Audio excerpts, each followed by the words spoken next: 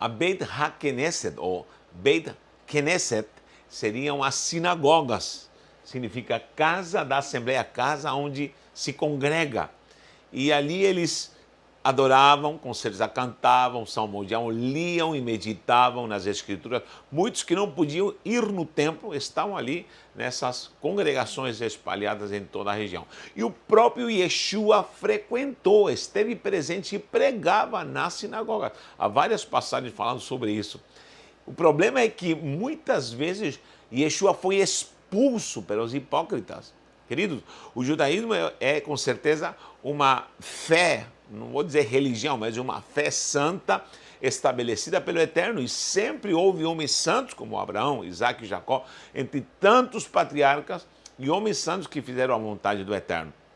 Porém, no tempo de Yeshua, quando ele ministrava, a hipocrisia, a religiosidade tomou conta de toda essa estrutura de adoração, de busca ou de contato, com o Eterno, para que houvesse essa ligação entre céu e terra. Com certeza seria o meio. O judaísmo era ali a ação da fé manifestada nos homens para que eles se contatassem com o Eterno. Mas naquele então tudo estava corrompido, tudo estava deturpado, e a hipocrisia, a malignidade, a religiosidade tomou conta desses homens. Deus nunca reprovou o judaísmo. O Eterno nunca reprovou, muito pelo contrário. Ele o estabeleceu para que o homem estivesse em contato e nessa ligação santa adorando o próprio Deus. Agora, Yeshua, quando veio, não reprovou o judaísmo, ele reprovou a hipocrisia. E essa hipocrisia pode existir em qualquer tipo de fé, em qualquer tipo de religião, posso falar agora. Agora, nas sinagogas, havia um engodo na liderança onde eles dominavam, oprimiam, julgavam, e muitos deles estavam fora da vontade do próprio Eterno. E segundo sua palavra, eles estavam mais corrompidos do que o povo que estava subjugado às suas vontades. Aí vemos o sistema religioso deturpado, hipócrita, que muitas vezes nos afasta e nos leva para patamares talvez lá embaixo, onde muitas pessoas desistem da fé, não querem mais, porque desceram tanto nesses degraus, ao ver essa deturpação, ao ver esse desnível espiritual, e não querem saber mais do Eterno, não querem saber mais de adorar. Mas isso não é culpa de Deus e nem tampouco dessa fé santa. Nós somos cristãos, mas cremos na fé judaico-cristã, ou seja, o judaísmo é uma conexão com a igreja neotestamentária, que seria a Brit Hadashah. Nós temos que entender isso. Agora, nós não podemos cair no mesmo erro de sermos hipócritas, e Yeshua condenou os hipócritas. Ele sempre falou: ai de vós fariseus de hipócritas, que oram de pé nas sinagogas, que dão esmola para se aparecer nas sinagogas. Não estou dizendo que orar, clamar a Deus e ofertar, dar esmola ser errado, mas ele está dizendo que fazê-lo hipocritamente para aparecer com uma aparência religiosa, demonstrando talvez boas ações para que todos vejam, isso com certeza foi reprovado pelo nosso Salvador. Então nós vemos isso hoje em dia. Há uma passagem que me chama a atenção, entre tantas passagens, onde Yeshua, como falei, que foi expulso, foi quase apedrejado quando ele declarou que ele era o Messias, e o condenaram. Toda a ala pastoral da época, toda a grei dos sacerdotes, dos religiosos, condenaram Yeshua e o mataram, logicamente, na cruz. Isso é vontade do Pai.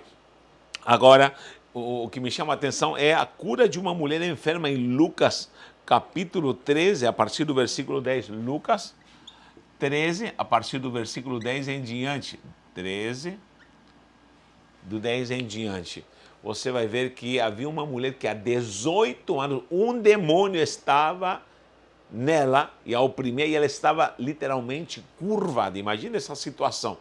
E essa mulher talvez frequentava a igreja, a congregação, a sinagoga, a casa, da Assembleia há muito tempo, mas nenhum dirigente, nenhum fariseu, nenhum líder da sinagoga, percebia que havia um espírito imundo em cima dessa mulher e a atormentava ao ponto dela estar curvada. E ela estava frequentando. Olha, com tudo isso, com esse demônio na vida dela, com essa opressão de Satanás e essa doença ao ponto de viver curvada, ela não deixava de frequentar. Isso que me dá um alarme aqui na minha alma, porque frequentar denominação, frequentar religiosamente o lugar, não quer dizer que você está livre de opressão satânica e de perturbação satânica ao ponto de ser um frequentador.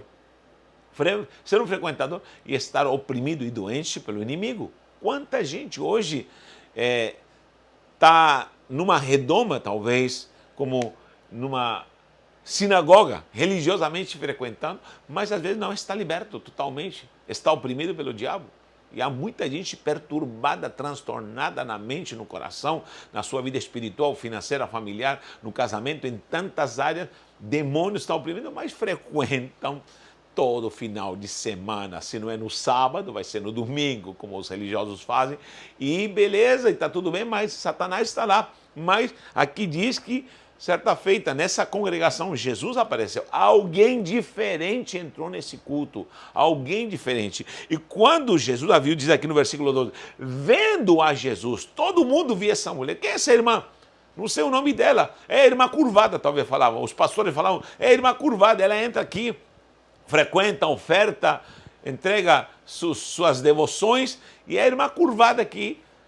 Talvez todo mundo a conhece, mas Jesus a viu de uma maneira diferente e viu a opressão de Satanás, porque era um demônio que trazia essa enfermidade.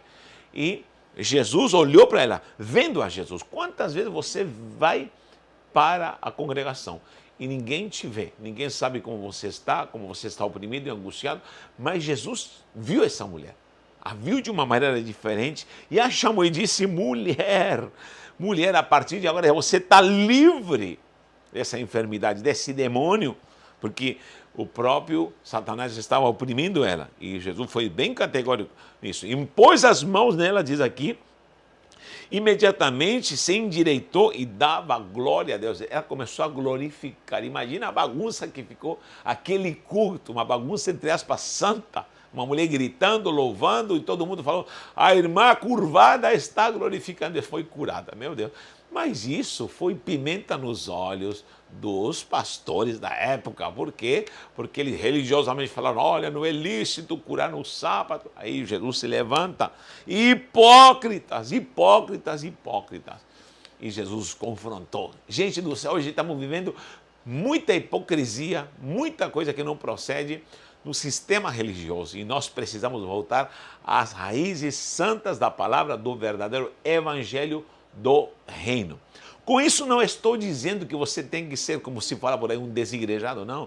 Com isso não estou aqui fazendo apologia a você ficar em casa e não estar comungando com seus irmãos. Não, com certeza não. Por quê? Porque nós precisamos de comunhão, precisamos estar juntos os irmãos, quão bom e quão suave é, e não deixando as congregações, como exorta o apóstolo. Então, nós precisamos dessa comunhão, nós precisamos louvar, nós precisamos compartilhar a nossa fé e principalmente ter simplicidade e ao mesmo tempo sinceridade para saber que somos tão falhos como os outros, somos tão humanos como os outros, somos tão débeis e às vezes até em pecados, sim, em pensamentos, em palavras. Quem não peca em pensamentos, em palavras e atitudes? E precisamos da graça do Eterno para que nos perdoe e em comunhão, perdoando uns aos outros, amando uns aos outros, exortando uns aos outros, vivendo em comunhão,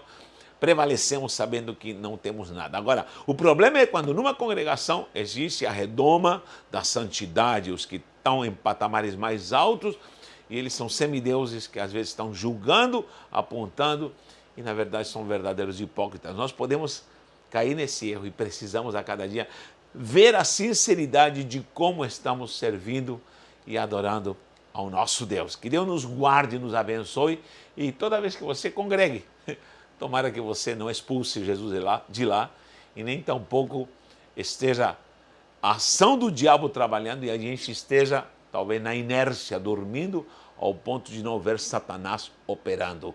Que o Senhor te guarde e te abençoe. Um abraço e um beijo no coração.